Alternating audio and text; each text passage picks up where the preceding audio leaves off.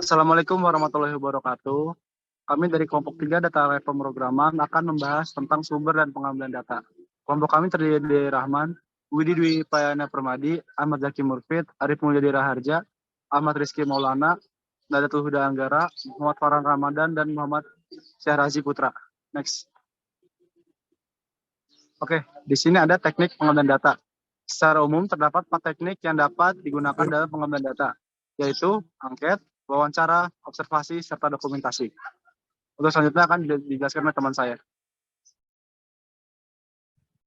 Oke, yang pertama adalah angket. Angket itu adalah angket atau kuesioner adalah teknik pengumpulan data dengan cara mengajukan pertanyaan secara tertulis untuk dijawab oleh responden. Angket yang disebar harus diuji terlebih dahulu untuk mengetahui apakah butir-butir pertanyaan yang dimasukkan itu dapat digunakan sebagai alat ukur yang valid dan reliable. Angket ini dapat berbentuk cetak atau digital. Dua, wawancara. Nah, di sini kita tahu sendiri adalah wawancara itu adalah teknik pengambilan data yang dilakukan dengan mengajukan pertanyaan secara langsung kepada responden atau narasumber. Dalam wawancara tersendiri, terdapat instrumen berupa daftar pertanyaan yang harus diuji kevalidan dan reliabilitasnya sama seperti angket. Kelebihan utama wawancara dibandingkan angket adalah adanya kontak langsung sehingga penanya dapat langsung mengkonfirmasi pada responden jika terdapat jawaban-jawaban yang meragukan. Yang ketiga ada observasi. Nah, observasi sendiri merupakan teknik pengumpulan data yang dilakukan lewat pengamatan secara langsung.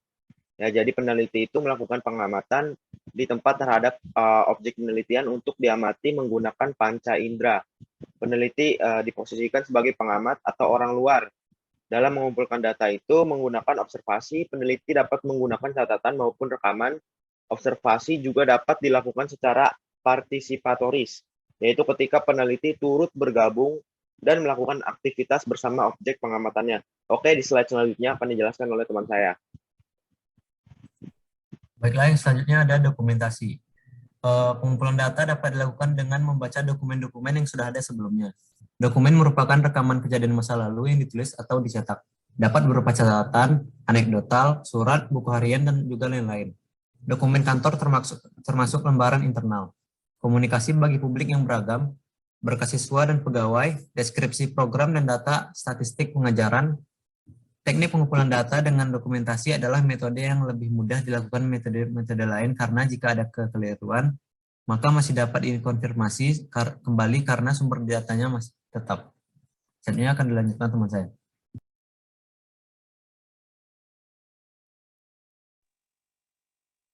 Pengambilan data di internet. Internet merupakan salah satu sumber data yang sangat penting di masa sekarang ini. Web sebagai bentuk umum dari jaringan internet memiliki berbagai macam data yang saling terhubung. Dua teknik yang sering dilakukan dalam pengambilan data di web adalah web scraping dan web crawling. Kedua teknik tersebut memiliki kegunaan yang berbeda dan saling melengkapi, dan penggunaannya tergantung dari jenis data apa yang dibutuhkan.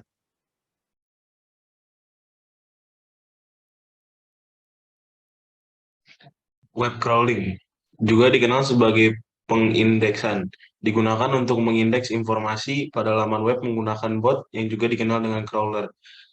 Crawler akan membaca keseluruhan isi dari suatu laman web yang dilanjutkan dengan mengindeksnya. Kemudian, setiap link yang terdapat pada laman web tersebut akan dikunjungi lagi oleh crawler untuk kembali membaca, mengindeks, dan mengunjungi lagi semua link di dalamnya.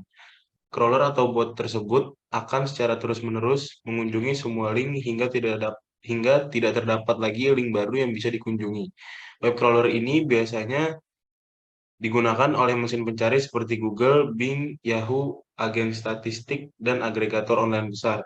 Selain mesin pencari tersebut, ada beberapa tools yang dapat digunakan untuk melakukan web crawling, diantaranya Visual Ping, SEMrush, SiteHacker.pro, Content King, Link Assistant, Hexometer, Oxylabs.io, Screaming Frog, DeepCrawl, Wildshark, dan yang lainnya.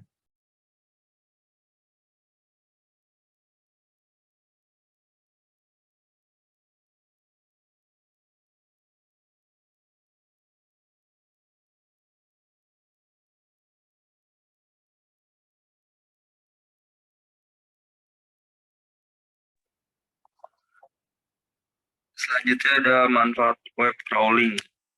Yang pertama itu ada deep dive. Metode ini melibatkan indeksasi acara mendalam dari setiap laman target. Hal ini dapat berguna untuk mengungkap dan mengumpulkan informasi di bagian terdalam dari World Wide Web. Yang kedua ada real time. Web crawling yang dapat dilakukan secara real time sehingga dapat digunakan untuk menggambarkan keadaan yang berlaku saat ini. Lalu yang ketiga ada jaminan kualitas. Web crawling dapat digunakan untuk menilai kualitas suatu konten berdasarkan banyaknya link yang menuju ke konten tersebut.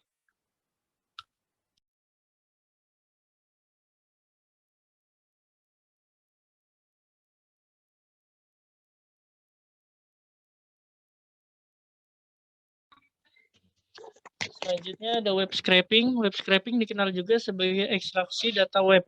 Teknik ini mirip dengan web crawling karena mengidentifikasi dan menempatkan data target dari halaman web. Perbedaan utama adalah web scraping, pengidentifikasian kumpulan data dapat dilakukan dengan tepat.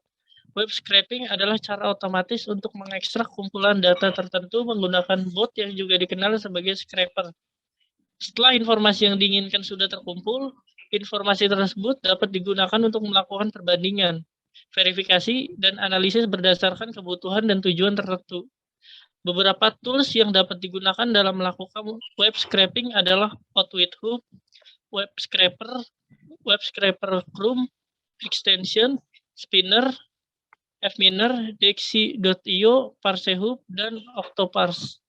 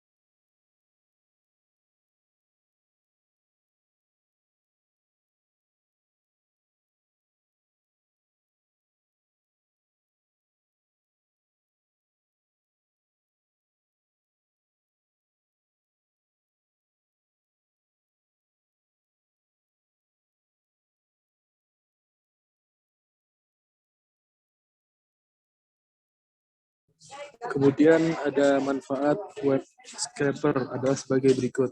Yang pertama, sangat akurat. Web scraper membantu menghilangkan kesalahan manusia sehingga informasi yang diterima adalah 100% akurat.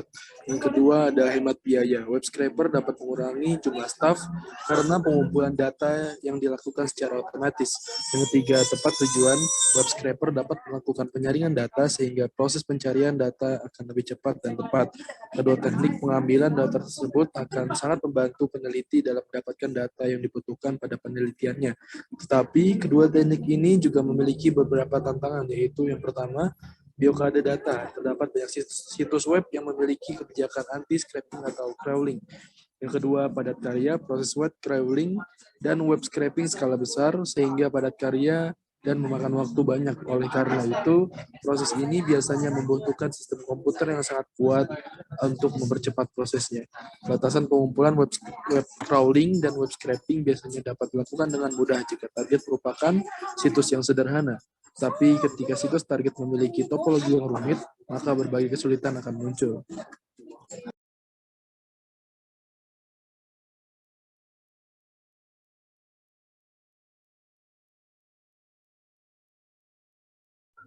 Oke, sekian yang dapat kelompok kami sampaikan. Kurang lebihnya mohon maaf. Bila taufiq wal hidayah. Wassalamualaikum warahmatullahi wabarakatuh.